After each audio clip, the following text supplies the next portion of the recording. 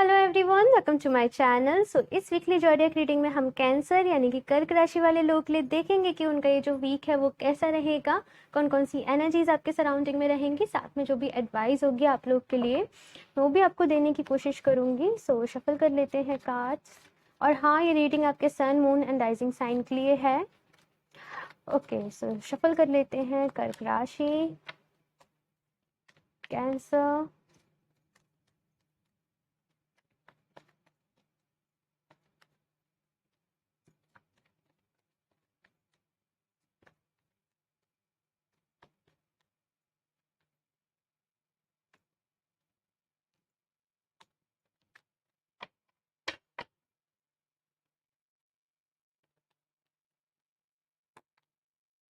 Five of pentacles.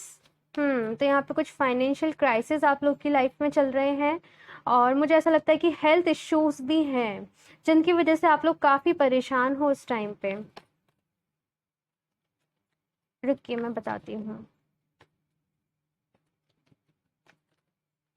आप लोग का कॉन्सेप्ट ऐसा बन चुका है, आप लोग आपकी लाइफ में शायद ऐसा सोचते हो कि कुछ भी चीज़ आपको इजीली नहीं मिलती, आपको बहुत ज़्यादा, मैं कहूँ ज़रूरत से ज़्यादा आपको एफर्ट्स करने पड़ते हैं, ज़रूरत से ज़्यादा आपको मेहनत करनी पड़ती है।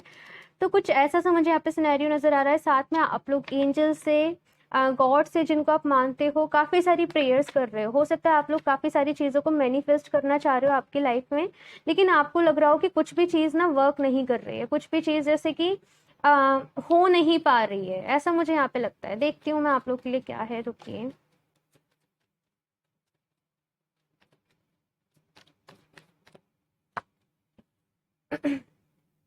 S of swords. Okay, so यहाँ पे एनर्जीज कुछ ऐसी हैं।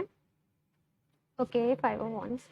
सो यहाँ पे एनर्जीज कुछ ऐसी हैं कि सबसे पहले हो सकता है कि आप लोग लॉ ऑफ अट्रैक्शन फॉलो कर रहे हो सकता है आप अफर्मेशन दे रहे हो, आप काफ़ी सारी चीज़ों को फॉलो कर रहे हो, ट्राई कर रहे हो, लेकिन वो चीज़ आपकी वर्क नहीं कर रही है। जितना आप काम कर रहे हो उतने रिजल्ट्स आपको नहीं मिल रहे हैं। आपको ऐसा लगता है कि आपको आपकी मेहनत का फल नहीं मिलता। तो यहाँ पे जो इशू है वो है हीलिंग का इशू। सबसे पहले आपको नीड है कि आप हीलिंग करो, जो आपके इश्यूज हैं सबसे पहले आप उन्हें हील करो। अब कभी चोट लग जाती है हमारे, तो सबसे पहले हम उसको हील ही करते हैं ना, सबसे पहले हम उसका ही इलाज करते हैं, उसके बाद हम फिट एंड फाइन होते हैं, उसके बाद हम रिकवरी के लिए रिकवरी की प्रोसेस स्टार्ट करते हैं। तो यहाँ पे आपसे कहा जा रहा है कि पहले हील करो, हीलिंग की आपको नीड है। जो भी इश्यूज आपकी लाइफ में चल रहे हैं उनसे आपको हीलिंग की नीड है। यहाँ पे काफ़ी सारा मैं कर्मा आप लोग की लाइफ में देख रही हूँ कि बहुत सारा कर्मा आप लोग की लाइफ में ऐड है। आप लोग के लिए बहुत अच्छा होगा अगर आप डोनेशंस करते हो लोगों के लिए, ऑर्फनेज में, कहीं भी ज़रूरतमंद की जिसे भी नीड है आप उसकी हेल्प कर दोगे, वो पर्सन आपको दुआएं देगा। तो मुझे ऐसा लगता है कि आपका काफ़ी सारा कर्मा हील हो जाएगा। एस ऑफ सॉर्ड्स का कार्ड है, सो ये थकने का कार्ड, ये मैं कहूँ ये थकने का टाइम नहीं है कि आप थक हार के बैठ जाओ या फिर जो भी सिचुएशन आपकी लाइफ में चल रही है उनसे डिमोटिवेटेड हो जाओ। ये कह रहा है टफ टाइम है, लेकिन वो टफ टाइम भी तब है क्योंकि आप स्ट्रांग हो। आप जितना सोचते हो आप उससे ज़्यादा स्ट्रांग हो, उससे ज़्यादा स्ट्रेंथ आपके अंदर है, उससे ज़्यादा कैपेबिलिटी आपके अंदर है। तो खुद को कम नहीं आंको, आप कर सकते हो। जस्ट यहाँ पे है कि चॉइस आपकी है कि अभी ये जो सिचुएशन चल रही है उसमें आप, मैं कहूँ, डिमोटिवेट होके बैठ जा रहे हो, अपनी लाइफ को मैं कहूँ कोस रहे हो कि हमारे साथ कुछ अच्छा नहीं होता है, हमारे साथ ऐसे नहीं होता है, वैसे नहीं होता है। ये जो वीक है ये आपसे कह रहा है कि एक्शन लीजिए, काम करिए, क्योंकि काम करते ही आपको रहना है। और ऐसा यहाँ पे कहा जा रहा है कि यही आपका कर्मा है, यही आपका कर्म है कि आप काम करते रहें। और जब सही टाइम आएगा, जब चीज़ें हील हो जाएंगी आपकी लाइफ में, जो भी कर्मा आपकी लाइफ में इन्वॉल्व है वो हील हो जाएगा, तो आपको रिजल्ट्स भी मिलना शुरू होंगे, क्योंकि यहाँ पे जजमेंट का कार्ड है। तो ऐसा नहीं है कि आप जो भी अच्छे काम कर रहे हो, जो भी चीज़ें कर रहे हो, वो आपको नहीं, मैं कहूँ, नहीं देखी जा रही हैं, नहीं ऐड हो रही हैं आपकी लाइफ में, वो ऐड हो रही हैं। टेम्परेंस का कार्ड है, सो हीलिंग की बहुत ज़्यादा नीड है यहाँ पे। आपको हील करिए, अपनी लाइफ में बैलेंस लेके आइए, अपने इमोशनल बैलेंस की। मुझे ऐसा लगता है कि इमोशंस बहुत ज़्यादा अप्स एंड डाउन्स होते हैं आपकी लाइफ में। थोड़ा सा, मैं कहूँ, मुश्किल वक्त है आप लोग के लिए, लेकिन धीरे धीरे चीज़ें ठीक हो जाएंगी। हिम्मत नहीं हारना, काम करते रहना, लगातार मैं कहूँ ट्राई करते रहना, चीज़ें ठीक हो जाएंगी आपकी लाइफ में। एक और चीज़ कि अगर कुछ नेगेटिविटी आ रही है आपकी लाइफ में, कहीं से कुछ नेगेटिविटी आपकी लाइफ में आ रही है, तो सबसे पहले आपको ज़रूरत है कि आप उस नेगेटिविटी को रिमूव करो आपकी लाइफ से।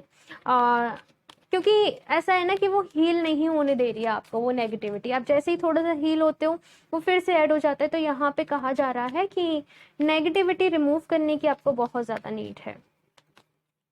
कुछ और कार्ड्स ले लेती हूँ मैं। कैंसर, कर्क राशि,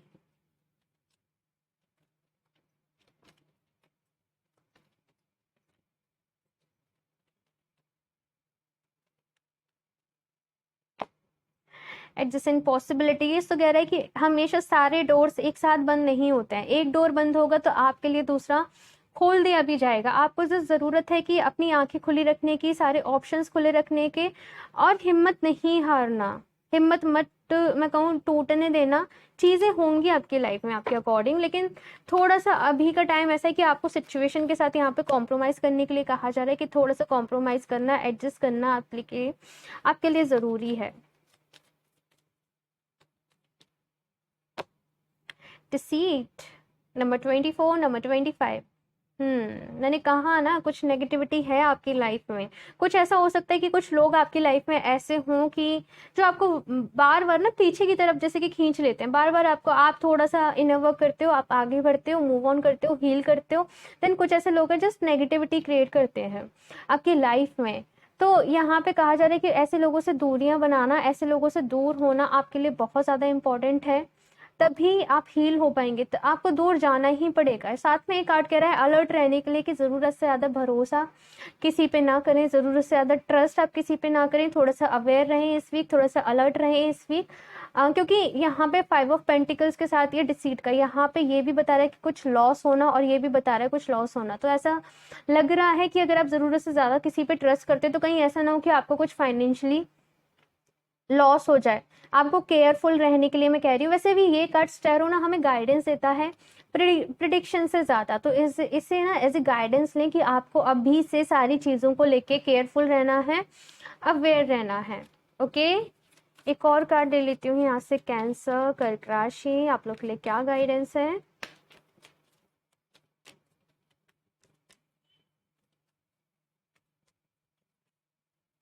कुछ ऐसा हो सकता है कि कुछ लोग आपको ऐसे ऑफर्स दें जिनका कोई, मैं कहूँ, वजूद, मतलब जिनका कोई वही मीनिंग ही नहीं हो जिन ऑफर का, जस्ट आपको फंसाने के लिए, आपको ट्रैप करने के लिए कुछ ऐसे ऑफर्स आपको मिल सकते हैं। तो किसी की बातों में नहीं आइएगा, यहाँ पे ऐसा कहा जा रहा है। अपनी, मैं कहूँ, अपने ब्रेन का यूज़ करिएगा, अपनी इंटेलेक्ट का यूज़ करिएगा कोई भी डिसीजन लेने के पहले। Okay, peace, there is no need to worry as everything is working out beautifully. तो यहाँ पे कहा जा रहा है कि आपको बेकार में परेशान होने की, बहुत ज़्यादा स्ट्रेस लेने की आपको नीड नहीं है। जो चीज़ें, देखो, हम जो कर्मा लेके आए हैं अपने साथ ना, वो तो हमें, मैं कहूँ, इस अभी नहीं तो बाद में हमें रिजॉल्व करना ही होता है। उसमें मैं कहूँ किसी का जोर नहीं चलता है, जस्ट हमारे ऊपर ब्लेसिंग्स होती हैं।